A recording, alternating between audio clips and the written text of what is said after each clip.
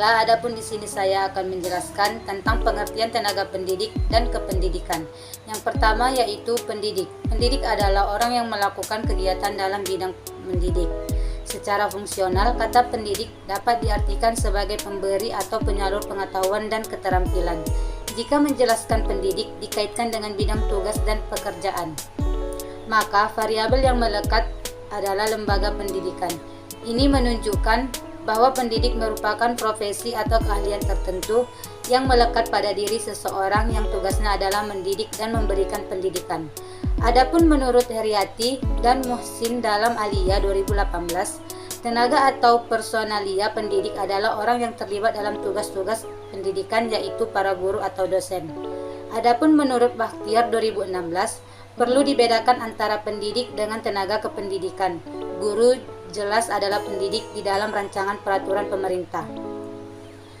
Menurut Aliyah 2018, tenaga pendidik adalah tenaga-tenaga personil yang berkecimpung di dalam lembaga atau organisasi pendidik yang memiliki wawasan pendidik atau memahami falsafah dan ilmu pendidik. Adapun menurut Susanto 2015, pendidik atau guru yang profesional tidak lahir dari bentuk sistem. Namun guru profesional lahir karena kepribadian yang matang dan berkembang. Adapun jenis tenaga pendidik dan tenaga kependidikan.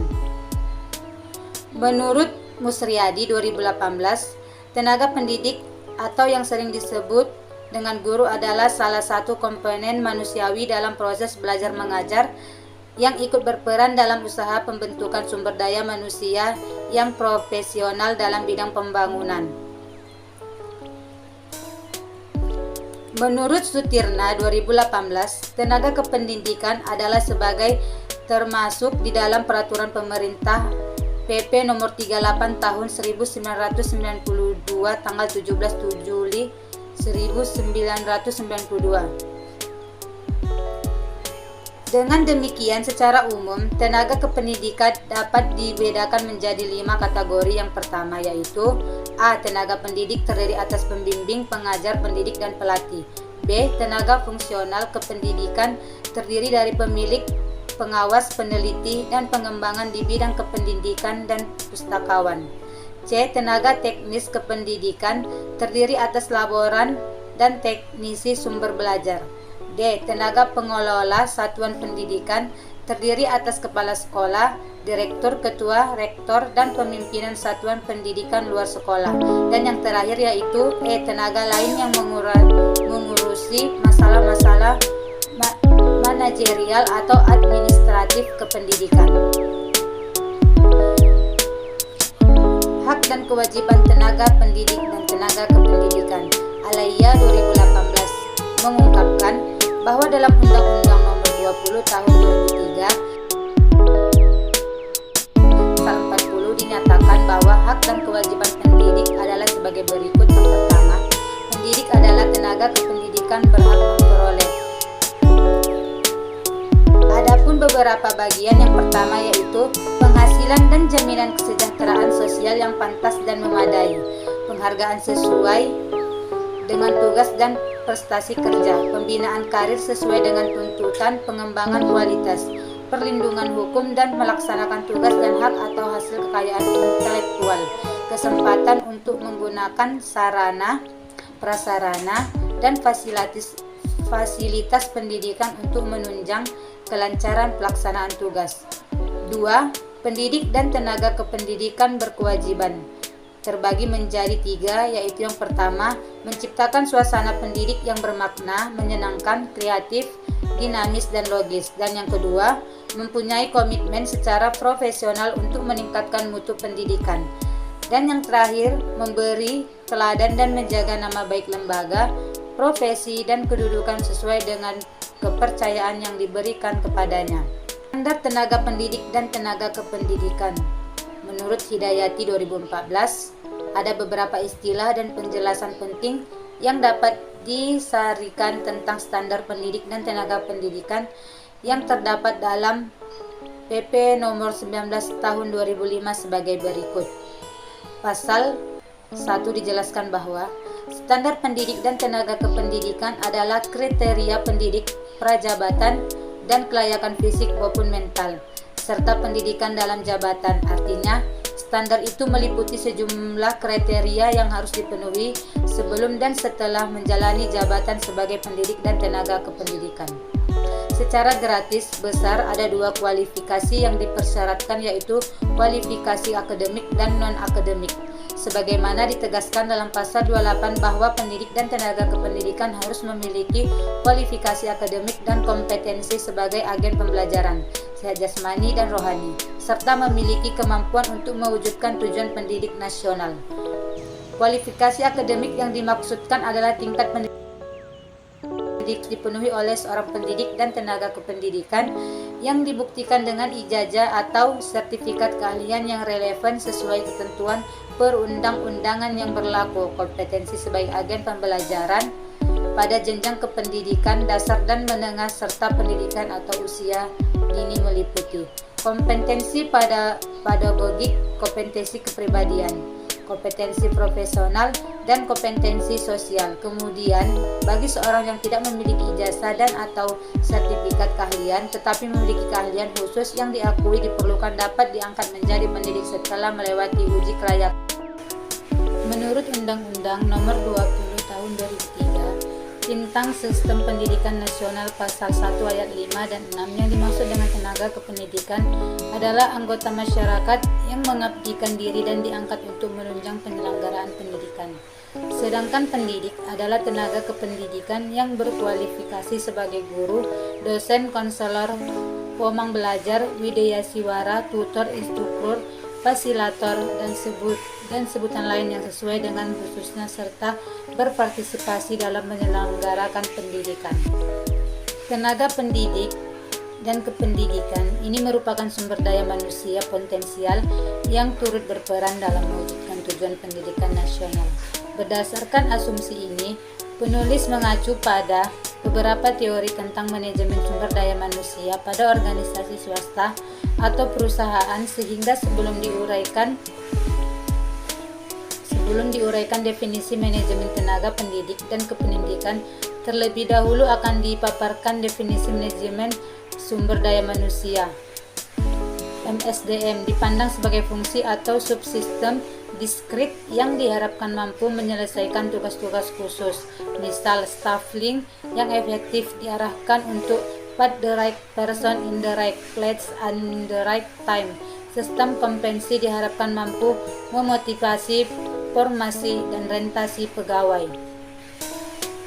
MSDM merupakan serangkaian sistem yang terintegrasi dan bertujuan untuk meningkatkan performansi SDM. Misal, staffing, kompensasi, dan pelatihan dimaksudkan untuk menyediakan dukungan yang sinergis bagi organisasi untuk meningkatkan kemampuannya dalam mencapai tujuan strategik dengan menekankan biaya atau melahirkan inovasi. Penerapan konsep outsourcing untuk meningkatkan efisiensi dan efektivitas. Memanfaatkan teknologi dalam memberikan layanan informasi secara timbal balik dengan menggunakan teknologi yang dapat mengurangi jumlah tenaga kerja, menurunkan mutu layanan. Pergeseran peran human kapital menjadi peran sentral yang membantu organisasi untuk memenangkan persaingan. Pengertian yang telah dipaparkan di atas dapat ditarik suatu simpulan bahwa manajemen tenaga pendidik dan kependidikan adalah aktivitas yang harus dilakukan mulai dari tenaga pendidik dan kependidikan itu masuk ke dalam organisasi pendidikan sampai akhirnya berhenti melalui proses perencanaan SDM, perekrutan, seleksi, penempatan, pemberian kompensasi, penghargaan, pendidik dan latihan atau menggambarkan dan pemberhentian. Tujuan tenaga pendidik dan kependidikan. Tenaga pendidik dan kependidikan berbeda dengan manajemen sumber daya manusia pada konteks bisnis. Di dunia pendidikan, tujuan manajemen SDM lebih mengarah pada pembangunan pendidikan yang bermutu, membentuk SDM yang handal, produktif, kreatif, dan berprestasi.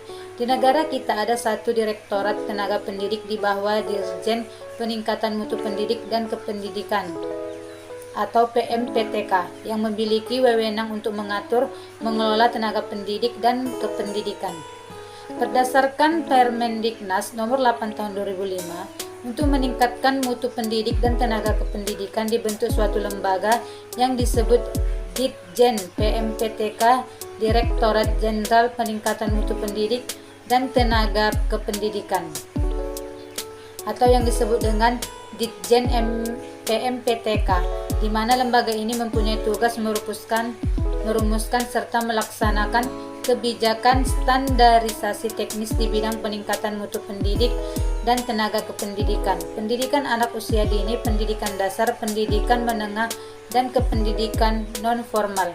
Adapun lebih jelasnya, fungsi Ditjen PMPTK adalah sebagai berikut: penyiapan perumusan kebijakan departemen di bidang peningkatan mutu pendidik dan tenaga kependidikan, pelaksanaan kebijakan di bidang peningkatan mutu pendidik dan tenaga pendidikan, menyusun standar, norma, pedoman, kriteria, dan prosedur di bidang peningkatan mutu pendidik dan tenaga kependidikan, pemberian bimbingan teknis dan evaluasi di bidang peningkatan mutu pendidik dan tenaga kependidikan, pelaksanaan urusan administrasi Direktorat Jenderal, penjabaran tugas dan fungsi dan dari Dirjen PMPTK ini merupakan tujuan yang ingin dicapai dalam manajemen tenaga pendidik dan kependidikan.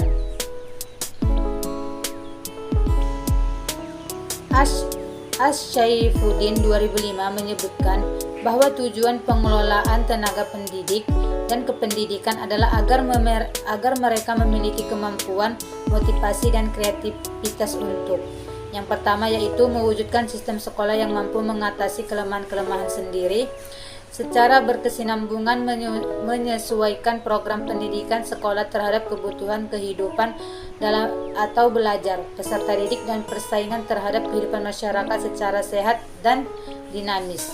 Dan yang ketiga, menyediakan bentuk kepemimpinan atau khususnya menyiapkan kader pemimpin pendidik yang handal dan tepat menjadi teladan. Berdasarkan dari uraian yang telah dipaparkan, penulis menarik kesimpulan bahwa tujuan manajemen tenaga pendidik dan kependidikan secara umum adalah memungkinkan organisasi mendapatkan dan mempertahankan tenaga kerja yang cakap, dapat dipercaya dan memiliki motivasi tinggi, meningkatkan dan memperbaiki kapasitas yang dimiliki oleh karyawan, mengembangkan sistem kerja dengan kinerja tinggi yang meliputi prosedur perekrutan dan seleksi yang ketat, sistem kompensasi dan insentif yang disesuaikan dengan kinerja, pengembangan manajemen serta aktivitas pelatihan yang berkait dengan kebutuhan organisasi individu, mengembangkan praktik manajemen dengan komitmen tinggi yang menyadari bahwa tenaga pendidik dan kependidikan merupakan stakeholder internal yang berharga serta membantu mengembangkan iklim kerjasama dan kepercayaan bersama, memungkinkan organisasi mendapatkan dan mempertahankan tenaga kerja yang cakap, dapat dipercaya dan memiliki motivasi tinggi, meningkatkan dan memperbaiki kapasitas yang dimiliki oleh karyawan, mengembangkan sistem kerja dengan kinerja tinggi yang meliputi prosedur perekrutan dan seleksi yang ketat, sistem kompensasi dan insentif yang disesuaikan dengan kinerja, pengembangan manajemen serta aktivitas pelatihan yang berkait dengan kebutuhan organisasi individu, mengembangkan praktik manajemen dengan komitmen tinggi yang menyadari bahwa tenaga pendidik dan kependidikan merupakan stakeholder internal yang berharga serta membantu mengembangkan iklim kerjasama dan kepercayaan bersama. Berdasarkan Undang-Undang Nomor 20 Tahun 2003 Pasal 39 Ayat 1, tenaga kependidikan bertugas melaksanakan administrasi, pengelolaan, pengembangan, pengawasan, dan pelayanan teknis untuk menunjang proses pendidikan pada satuan pendidik. Pendidik merupakan tenaga profesional yang bertugas merencanakan dan melaksanakan proses pembelajaran, menilai hasil pembelajaran, melakukan bimbingan dan pelatihan, serta melakukan penelitian dan pengabdian kepada masyarakat, terutama bagi pendidik pada perguruan tinggi. Secara khusus, tugas dan fungsi tenaga pendidik, guru dan dosen didasarkan pada Undang-Undang Nomor 14 Tahun 2007, yaitu sebagai agen pembelajaran untuk meningkatkan mutu pendidikan nasional, mengembangkan ilmu pengetahuan, teknologi, dan seni, serta pengabdian kepada masyarakat. Dalam pasal 6 disebutkan bahwa kedudukan guru dan dosen sebagai tenaga profesional bertujuan untuk melaksanakan sistem pendidikan nasional dan mewujudkan tujuan pendidikan nasional, yaitu berkembangnya potensi peserta didik agar menjadi manusia yang beriman dan bertakwa kepada Tuhan Yang Maha Esa, berakhlak mulia, sehat, berilmu, cakap, kreatif, serta menjadi warga negara yang demokratis dan bertanggung jawab.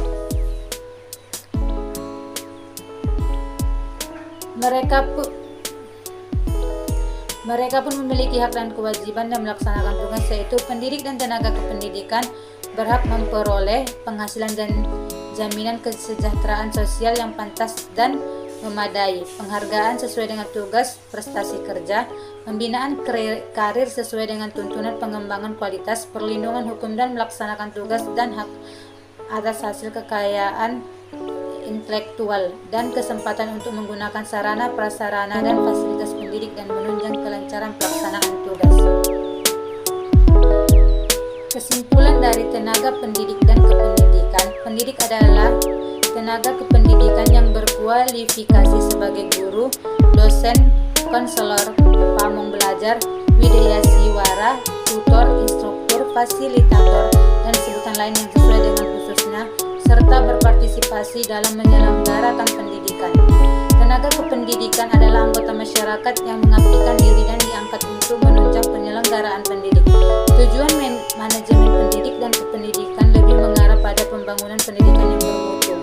Khusus tugas dan fungsi tenaga pendidik, guru, dan dosen didasarkan pada Undang-Undang Nomor 14 Tahun 2007, yaitu sebagai agen pembelajaran untuk meningkatkan mutu pendidikan nasional, berkembang ilmu pengetahuan, teknologi, dan seni, serta pengabdian kepada masyarakat.